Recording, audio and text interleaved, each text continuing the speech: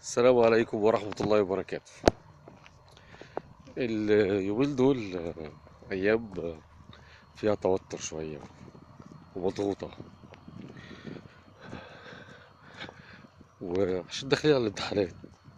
كل البيوت دلوقتي تقريبا عندها مشاكل في موضوع الدروس والمذاكرة والعيال، ويمكن الست هي اللي متحملة العبء الأكبر في الموضوع ده.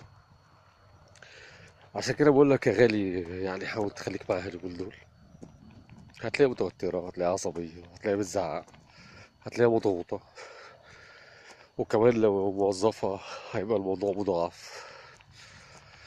فحاول تساعد معاها لو مش هتقدر تذاكر العيال، لو مش هتقدر تقف معاهم، على الأقل يعني خف عليها شوية.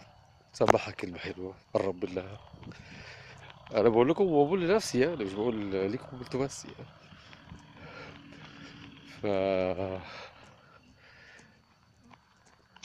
فعشان كده بقول لكم اليومين دول يعني ربنا يعديها على خير، وربنا يسهل لولادنا كلهم يا رب إن شاء الله.